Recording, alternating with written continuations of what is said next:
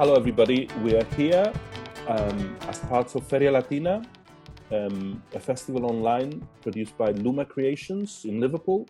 And we are here with Jimena Pardo, an artist based in London, originally from Chile. And we're going to be talking about her work, how she's been, what she's been doing during the pandemic, and also an organization which she set up and developed, which is Bordando por la Memoria. It took me ages to remember. We were using all kinds of words like stitch, sew, and everything, but it's embroidering for memory. Yes. Okay. Hello, Jimena. Thank you for Hi. joining us. And I hear that today you've started back at school. It's my second day back at work in a secondary school. I'm an art teacher, and then the work that I do with Bordando por la Memoria is all outside of that. So in my spare time, weekends, evenings, sometimes working very late at night. Yes, I understand that. That happens to many of us. I wanted to. I'm so glad that you were able to join us for this interview, and it's because what we're trying to achieve with Feria Latina is a whole range of different contexts within the promotion and development of art and artistic work, whether it's performance, whether it's craft, whether it's making, whether it's all different kinds of things, to promote and show the extent and the diversity of Latin American culture.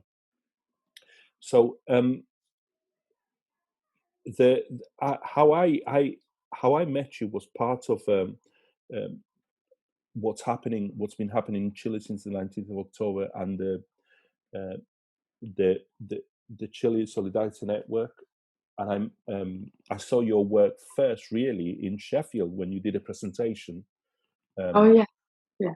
Which really, really stuck with me because, as a Chilean and as coming myself as a child with my family as exiles from Chile in the 70s, the art form that you do is very, very much part of my history and my kind of memory of everything that's happened. And we all have aspilleras, which is one of the things that you do.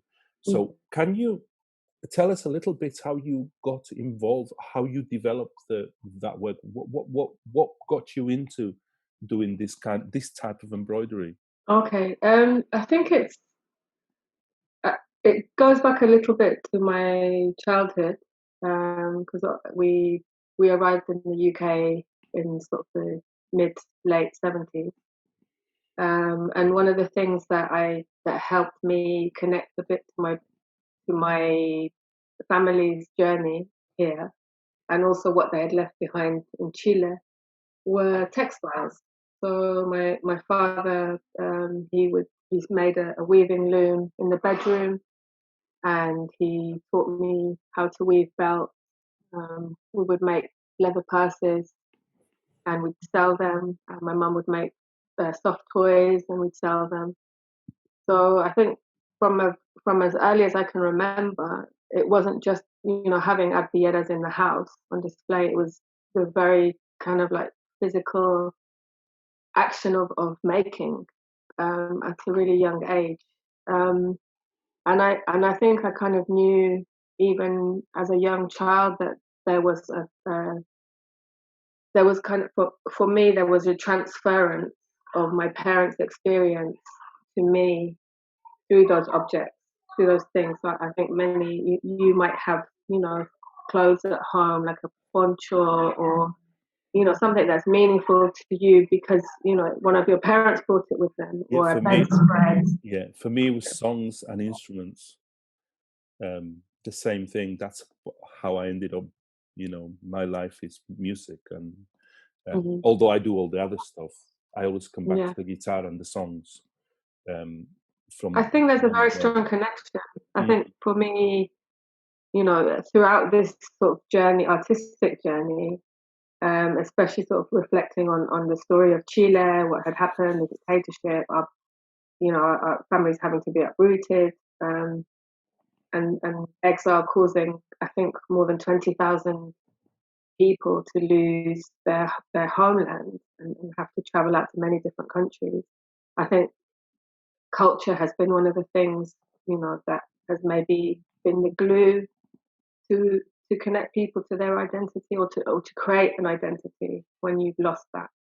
I think there's an expression that many of us sort of hear a lot in Spanish, ni de aquí, ni de allá, and that feeling you're not from here. You grow up feeling you're not from here sometimes, and when you return to Chile, you also feel the same. We're not fully from there, so you're yeah, in a constant state of flux. yeah. I mean, for me, um, it's that thing of I when I finally returned to Chile, it was a case of it wasn't my Chile. My Chile is gone. It doesn't exist. It was Mm. then, and in my mind and in my heart and in my head, that's the Chile. So when I got there, it was kind of um, in some ways an alien. It was not that place. But when you're here, you remember and you get reminded. And sometimes being here means that you're more Chilean than a Chilean that lives there because you It, are it could be. grasping at the culture. I think there's an element of you. I definitely, growing up, I had lots of things around me. Like my dad had a restaurant called Los Andes, and so I grew up eating lots of Chilean food, and Mm. I'd have to go to work with him a lot. He was also in a band called Caliche in Oh Birmingham, yes, so In I had to, Birmingham, Caliche. Yeah. yeah, Caliche. So my dad used to play guitar with Caliche. Did they Um, were they based in the Middle Arts Centre? yeah, yeah. I grew up. What's My his childhood was name? in the Midlands Arts Centre. Armando, I think Armando Pardo. I know him. I think I brought him to Liverpool in 2000, and because I brought Caliche to Liverpool twice. Well, my dad he didn't stay with the band, so he was Ah, with okay. them very early on. He was actually detained with Carlos Muñoz. Yes. So even from Chile, they had a very strong connection. My dad he was detained in a few places, but one of the places that I know was Tres and Cuatro Alamo, and Carlos was there as well. And so when they came to Birmingham, they set up Los Andes. They also set up Caliche. So You're my right. dad, I think, composed a few songs for them. So I grew up very much, with food, with music, with textiles. I have a Caliche Um, bombo. there you go. I may have to send you a picture of my dad in the band. Oh, cool. I think that was the beauty though of when Mm, we first arrived, because I grew up. Both my parents almost immediately began like a secondary studies in university, because the studies they had to give up in Chile were not going to be recognized here, so they had to restart their whole education mhm. process with a young child. Yeah, Um, that's and but because we were in the universities, it meant mm, that we were also part of lots of migrant groups. yeah. So every Friday there would be, one night would be an evening for Palestine, and we'd learn Palestinian dances, we'd have Palestinian food, Oh my God. we'd listen to Palestinian music, and then, maybe the following month it would be a Greek night, or, We have following month parallel it would lives. be We have I have parallel lives. I've been told I have had two childhoods. Being surrounded by so much art and culture, and I think my parents were always keen to give me a sense of normality. Mm, I always felt that they had tried to do, their very best for me, and even, I mean, we grew up with lots of secondhand furniture and hand me downs. This I know that lots of exiles have a very similar story in terms of like this idea of when our families arrived, that the suitcases remained packed, because initially when we first came over, there was this feeling, well, we're going to go back, and we were told we're going to go back. Um, but my parents always made our home look beautiful, Mm. and they gave me the chemistry set. I think they wanted me to be a doctor, but they also gave me art material, which is their big mistake. So I Yes. yeah, I ended up studying painting when I was older. Um, but even in the painting that I did, I made lots of reference to textiles, Mm. and especially Latin American textiles from Mexico, Guatemala, Mapuche textiles, and I think that very very early on, there's always been this thread Mm. um, that has tied me to textiles. So I think I could sort of go on kind of naming all the Yeah. things, but textiles have always been there. I have a Um, question for you. This, I, it's just a random question because when we arrived, one of the first things my dad did is, whenever you went to the shop and you bought something, it came in a container, mhm, and my father just couldn't throw containers away.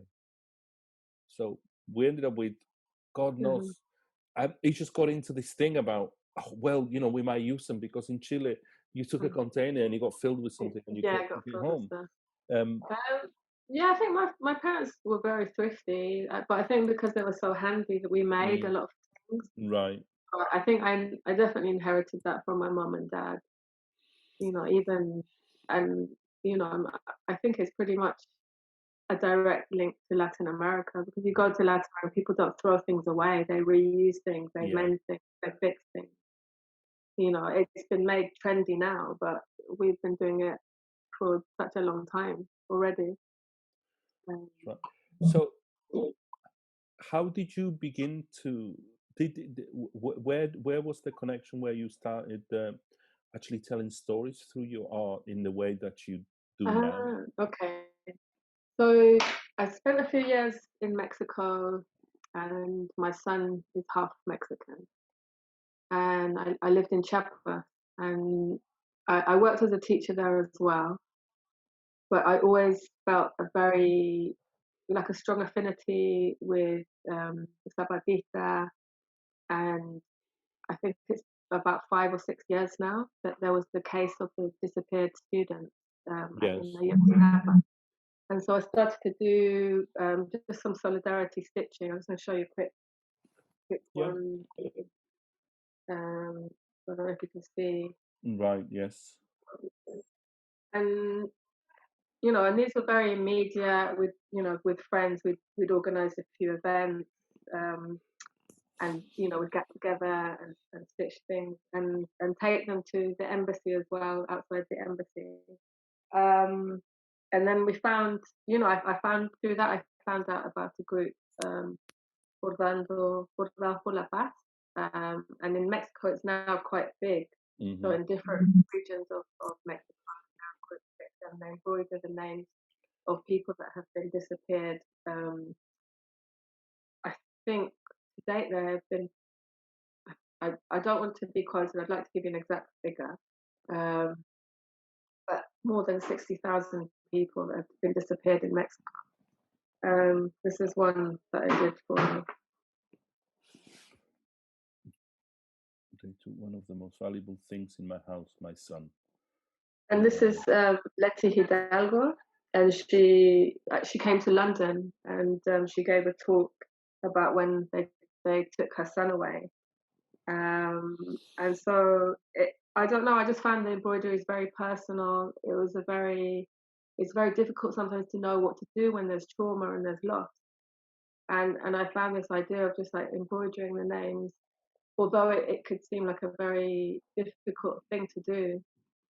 I think there's a lot of healing and kind of like a thing, a cathartic element involved in the stitching. So, principally in our project, we are stitching the names of the disappeared in Chile, because there's not been any justice, Mm. and many of those people that are disappeared are still disappeared. We don't know where they are.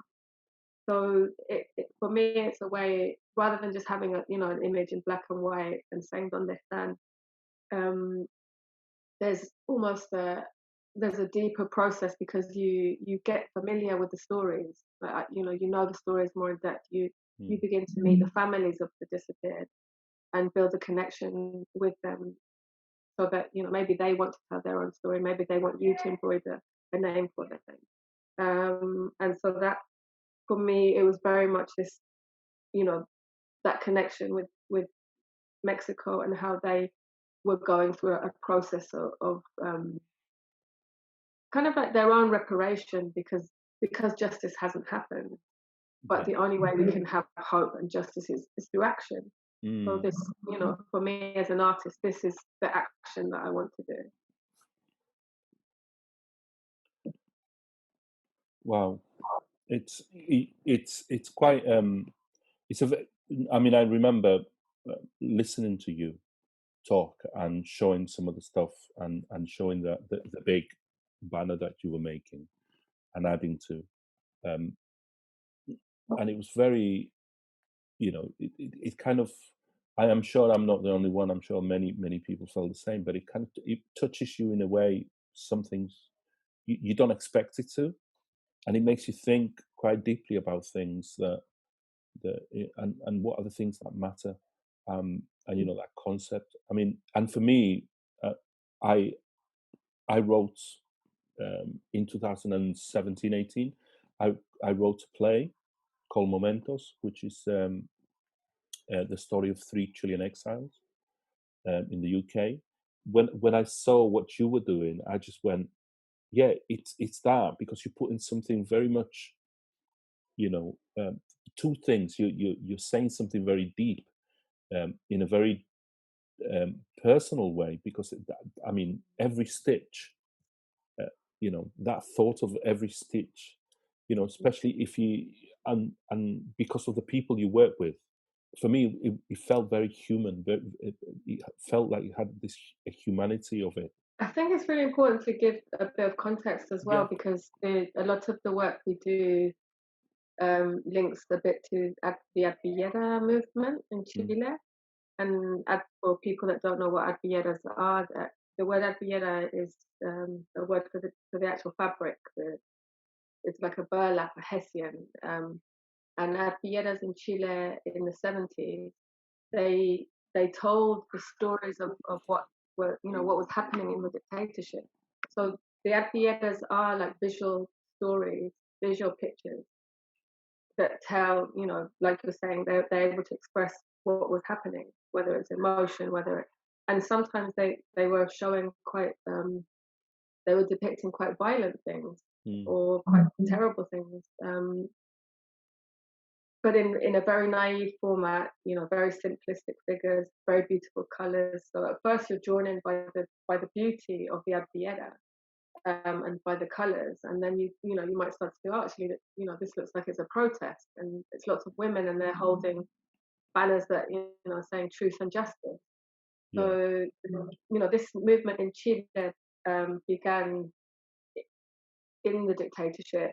So I think that the strongest point was probably in the 80s, and by that time, women had been different groups. So there were groups, for example, the women in Lormida, which is a poblacion, and they actually used the artillery as a way of making income because they didn't have any Mm, income. So lots of men had been arrested. Um, Maybe they were single mothers, but they got together and they were able to use the artillery making as a way to look after themselves. And maybe through that they became a bit politicized. There was also the Vicaría de la Solidaridad, and there was a group that formed there, and that was mostly the families of the disappeared, and that was a way for them also to come together, and they were able to literally stitch their pain. it's very important that, I mean, I, in 98, when I went over, that was the second or third time I went over. I went over, we've done one of the things we've done is we've done a fundraiser for families of murdered victims, because there was two groups: family murder victims and family of the Hmm. disappeared.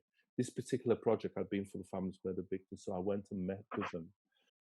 I came to Liverpool to study, we came to Leeds as a child. I came to Leeds with my parents, but I moved to Liverpool to study.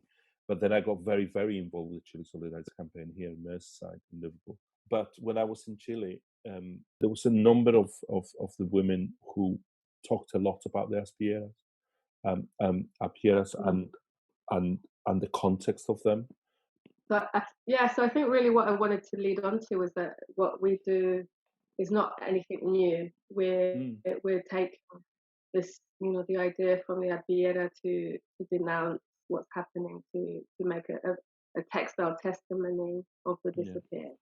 And also, we referenced Bordando por la Paz in Mexico, where they're actually doing the embroideries for each victim. hmm, Um, so it felt like, the right thing to do. We're not always as connected, I think, as we would like to be. And after Chile Solidarity campaign, it kind of, didn't. Lots of the events stopped happening around the 90s. So mm, after the 90s, I can't really remember there being any big gatherings until Pinochet was arrested, and that's then right. we started to meet again. And even then, we saw the use of culture as a way to kind of protest. And so I think there was almost like a natural progression, that led me and a few other members to come together to start this project. Because I think the fear is, lots of our elders are getting on. Lots of people are passing away, and their stories are not. They were Yeah, never recorded. They were never told. And it's that the fear that even in Chile, we see evidence that history is, they've tried to cover it up as much as yeah. possible. They Uh, tried to delay court cases, and we if if we don't, who's going to do it? And if that's we right. don't do it now, like when? Totally. Tell me more about the project and is it an organization or is it a project? Well, it's a project. Mm, I'd say we're a collective more than right. anything, because we're a hardcore group of about 10 um, members, and we're first generation, second generation Chilean. Sometimes people come with their children, Mm, their grandparents, sometimes friends as well. So it's not just Chileans that have taken part. We've got friends from Venezuela, yeah, yeah. Mexico who've taken part. We've even had groups come and support us, like lesbian and gay support migrants. They came and donated materials. They came and helped embroider. Hmm. Um, Sometimes we're not funded, so we've had people have sometimes donated fabrics to us because we use recycled fabric. Um, or sometimes we do like a collection of who's there, and we use that money to buy material. But principally we have a workshop, and we were meeting once every 2 weeks at Unite, the union, for nearly 2 years, and that's changed slightly because of COVID. Hmm. So we're not currently meeting at the moment. We've tried to do a few things online, but I think I felt like it was a good time to take a short break, and just kind of do more admin things for the project. But principally, we're embroidering the names of the disappeared. I did bring a few. I did want to show. So at the moment, we're doing the names from um, the Caso 119, and we've had people send in embroideries that they're not based in the UK as well. This was made by Flor Ciruelo, and this Hmm. is what, and I think it's his grandson who is actually leading one of the student movements. So it's quite powerful to see that even the young people of today, they are still taking on the fight that Yes. their grandparents and parents had once led. Um, so the case, it records the 119 names of people that were they were disappeared, but there was a media kind of cover up the media in Chile at the time tried to say that they'd been killed somewhere else, Yeah, yeah, and yeah, yeah. they tried to blame it that they said amongst themselves they killed each other, and so Mm. it's a very important case to remember. I think the idea that we're trying to embroider everybody is that we're also trying to say that not one person is more important than another. Um, but you know, with that, it's obviously sometimes quite painful to talk about these things and remember them. So sometimes in the project, at times things can go more slowly. And what we're hoping to do because of COVID at the moment, I've just been taking we've got a photographer and he's taking very high detail quality photographs. And I'm going to find a way to show this as online content. Um, Sounds amazing. The project is called Bordando por la Memoria. Is yes, that right? What does it have an English name? embroidering memory. Embroidering Memory, and it's based in London. Yes. Yes, Yeah. but we do have people that if people want to participate, um, we've uh, we've had workshops sent in from Sheffield, Oxford, Birmingham, Aberystwyth, So you deliver Canada. workshops. No, I don't have to deliver a workshop. It's we do a workshop for the people in London. Hmm. So we've actually have had visitors from Canada who've had visitors come over from Holland, but we've had participants from Canada, Right. Spain, Chile, um, where else? Are they Germany. are they from all different backgrounds, so all different nationalities? I'd say most of the people that have reached out to me internationally are Chilean. So they've Hmm. formed their own little group and they've worked together and produced work. Um, a lot of them maybe have a connection from somebody in the group in London. Right. Hmm. And then there's a few individuals, for example, in Aberystwyth University, we had a few women from the Department of International Politics. They accompanied us in this project and they did a few pieces. So we have people that have some connections either to memory, justice, politics, Yeah. textiles, different nationalities. Um, you know, we had people from the Labour Party even come and join us at the Hmm. workshop. So um, I think that there's a theme actually. It's not just that we're embroidering the names of the disappeared, but we're trying to create a sense of community as well, and we're trying to show that for all this time people have resisted. So we're in a way, I think we're honouring the things that the people their lives have done. They were fighting for justice. They were fighting for their ideals. In many cases, they were innocent people that were and who may have not even had a political affiliation. Yeah. So we're honouring their lives, the resistance that they had, and also by bringing people together, I think it's really important because we're even if it's orally, we've had the chance to hear other people's stories. So I think there is a lot of rich oral history as well. I don't know how you would go about documenting I the know. rich oral history that there is in our community because sometimes when there's a stranger, that maybe people don't want to talk as much. I think it's Yes. about trust, Mm, and I think very much. we do create. A lot of the people that go are family friends. They bring their family friends. That it's been family members from other countries that have then connected with us.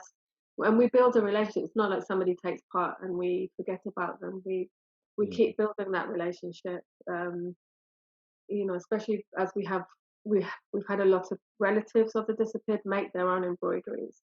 yeah. So we have an ongoing duty and care to them to make them feel safe, and to keep, honouring the memory of their loved ones. What have you been doing over there? And you've done some admin, but have you connected together during this We um, did, yeah, we had period? a very beautiful session, but it was more a talk, and we Mm, had an artist, Daniela Pizarro, from Chile, who's a textile artist, and she also works with textiles and memory. and she did a Zoom with us, and also with curator Roberta Bacek, who lives in Ireland. So we had people join us from Chile, from Ireland, and Mm. from London. And we were just discussing the work that we do, and kind of like, I guess, trying to build a methodology for doing this, because it's sensitive issues as well. So Yeah. it's like I think it's good practice to think about how we are working, and how we're going to document this, but also, to maintain the connection. Mhm. So what next? How do you see because obviously the work, Hmm. it's opening slowly, but It started to change slightly anyway, because mm, we started to do banners about el estallido, about mhm. the uprising in Chile. Um, so it's important, that we look at what's happening today in the world as well. I do my own projects as well. So all throughout lockdown, with two ladies, Rosana Leal, who's Chilean, and Janie Moffat, who's from Northern Ireland. We did a thing called Stitch for Change, and we're creating a pandemic patchwork, Oh um, wow! and that's hopefully going to be on show at the Delaware Museum, in Hastings, in November, December. But what about you as an artist? What else, Well, I kind of, what's next? I don't know. I find it like saying I'm an artist is quite a difficult. I have difficulty in doing that.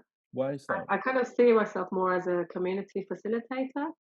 I do make art. I make art because it makes me feel good, and I think principally, and I like, I tend to work in collaboration with people. So I find it very difficult to say I'm an artist, but I'm a But creator. you are. I understand that. I come across lots of people like that, and it's funny because when people say so yeah, but you're an artist, I said no. Mhm. I've ended up with a term that was given to me, and I like it more than the other ones, and it's cultural activist. I And love that. Yeah, and that's what because that's what I do.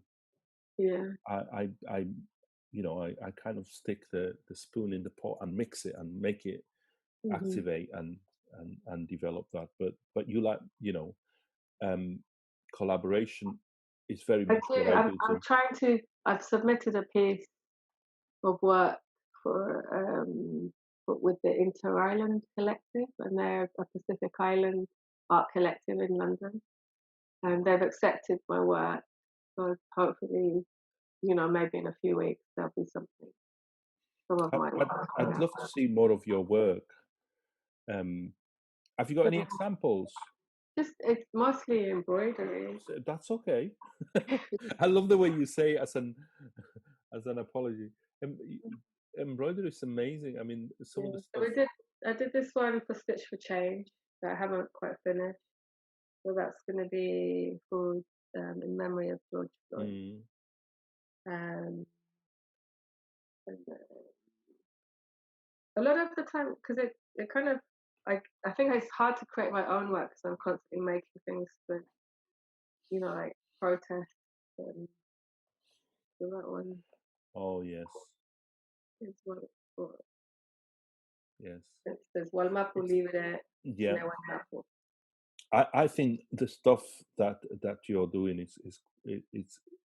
it needs to be expressed. It needs to be with I would love to do something in Liverpool with the work that you do, um, both as yourself and as the Well, collective when it's safe, we could when it's definitely safe. come But it's down to two do a different workshop. things. But it's not just that. Maybe an exhibition of the work that you've been doing.